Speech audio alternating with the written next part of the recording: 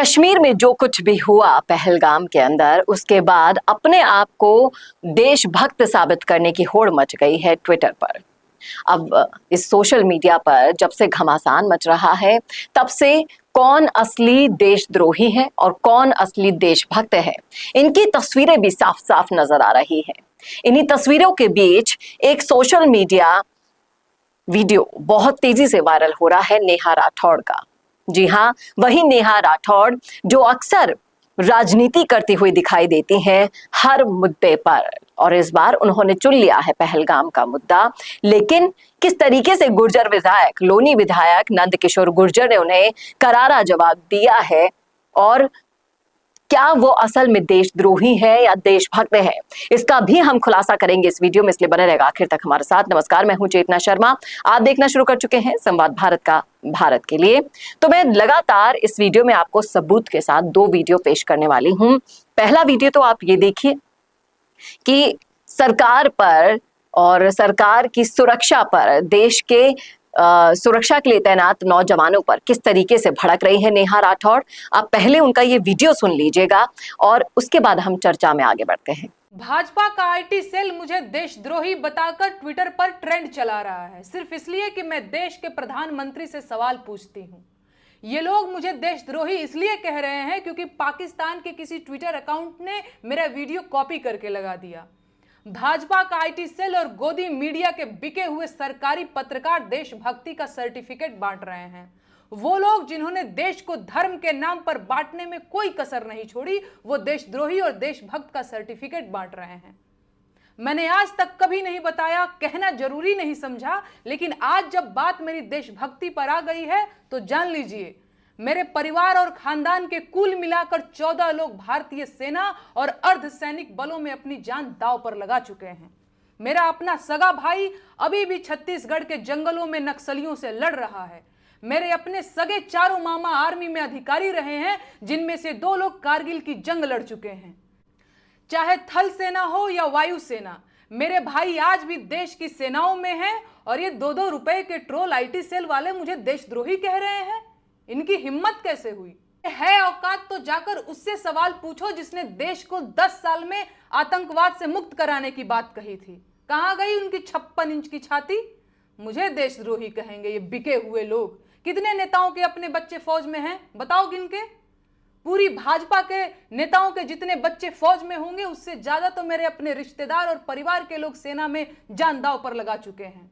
अरे आज मैं कहूंगी कि देश का मेन स्ट्रीम मीडिया देश का गद्दार है, क्योंकि उसने कभी सरकार से सवाल नहीं पूछा और सरकार को मनमानी करने दी। वो पूछें या ना पूछें, मैं बार बार पूछूंगी कि पहलगाम में 2000 सैलानियों के लिए सुरक्षा की व्यवस्था क्यों नहीं थी? कौन जिम्मेदार है इसका? आतंकी हमले के बाद बिहार में रैली करना इतना जरूरी था? भाजपा का आईटी सेल देश का गद्दार है, क्योंकि उसने देश को हिंदू मुसलमान में बांटने की कोशिश की। है कोई जवाब? देशद्रोही कहेंगे ये मुझे। अब ये यहाँ पर कह रही हैं कि प्रधानमंत्री से सवाल पूछना देशद्रोही है क्या? अब इस पर कड़ा एक्शन लिया है लोनी विधायक नंदकिशोर गुर्जर ने। उनका कहना है कि इस तरीके की ये जो भड़काने वाली हरकतें कर रही हैं, उसके खिलाफ सख्त से सख्त कार्यवाहियां होनी चाहिए, और जिस तरीके से ये बयानबाजी कर रही है, पूरे मुद्दे को राजनीतिक मोड़ दे रही है, उसके खिलाफ सख्त कार्यवाही की मांग होनी चाहिए। उन्होंने मांग तो कर दी है, किस तरीके से की है आप सुनिए वीडियो, फिर चर्चा करते हैं आगे। वो राजनीतिक बातें करना, आलोचना करना, वो विषय अलग है, लेकिन जिस तरह से उसने हमारी सेना पे, सरकार पे ये सवाल उठाया है कि कहीं चुनाव है, इसके पीछे कौन है, और उसको पाकिस्तान लगातार अपने टीवी चैनल्स पे चला रहा है, और वहाँ की सरकार जो है सीधा सीधा इस हमले को, पाकिस्तान ने हमला किया सारी दुनिया जानती है, इस हमले को उनको सपोर्ट करना, पूरी तरह से पाकिस्तान का बचाव करना, ये एक राष्ट्रद्रोह है। अगर इस तरह की भाषा अपने देश की सरकार के खिलाफ बोलना, अगर ये कोई पाकिस्तान में, अफगानिस्तान, सीरिया में बोल देता तो अब तक वहाँ के लोग, वहाँ की सेना उनको फांसी दे देती या टुकड़े कर दिए जाते। अति कर दी है ये जो भी महिला है, इतना मतलब सुनकर भी पूरा देश आक्रोशित है। इतने गम की घड़ी में पूरा देश भारत की फौज के साथ और माननीय प्रधानमंत्री जी के साथ खड़ा है।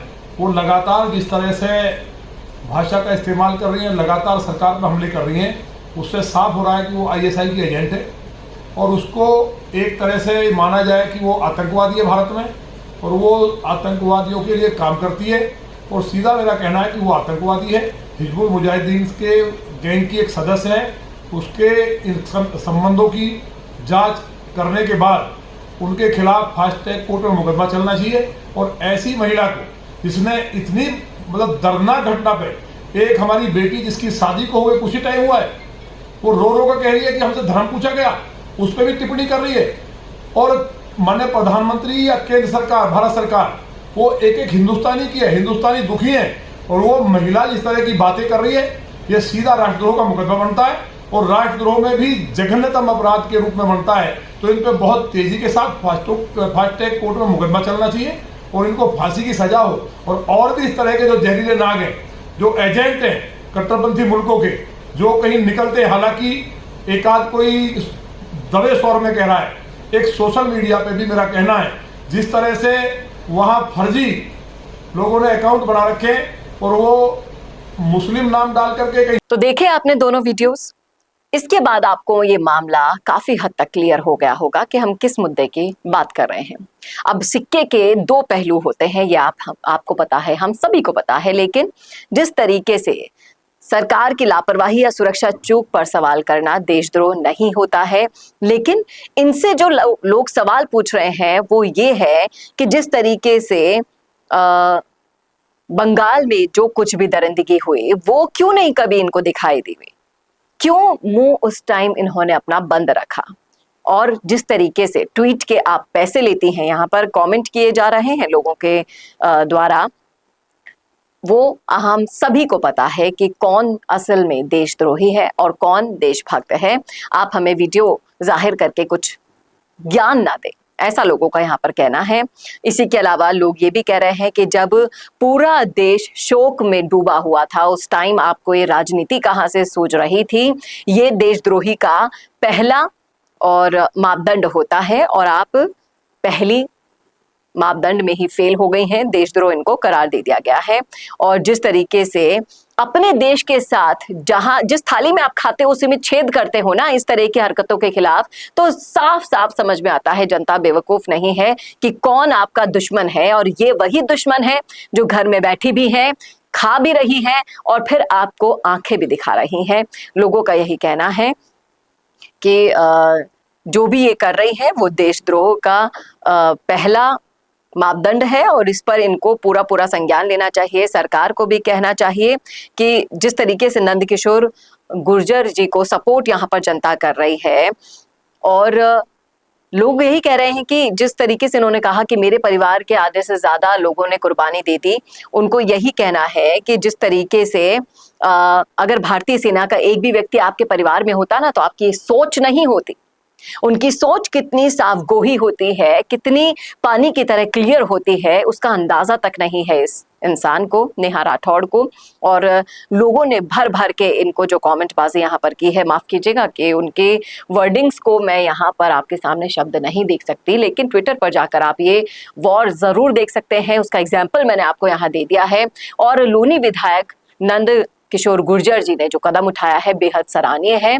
ऐसे लोगों पर कार्यवाही होनी ही चाहिए। जिस तरीके से ये एक पार्टी के आईटी सेल पर आरोप लगा रही है, वो पार्टी के आईटी सेल नहीं, वो पूरे भारत देश की जनता है और उन्होंने आपको सिरे से, आपके विचारों को सिरे से खारिज कर दिया है। हम भी यही उम्मीद करते हैं कि जल्द से जल्द इस मामले में कार्यवाही हो। लोनी विधायक की इस मांग पर सरकार जरूर से संज्ञान ले और आगे जाके ऐसे लोगों को सबक मिले जो जिस थाली में खा रहे हैं उसी में बैठकर छेद भी करते हैं।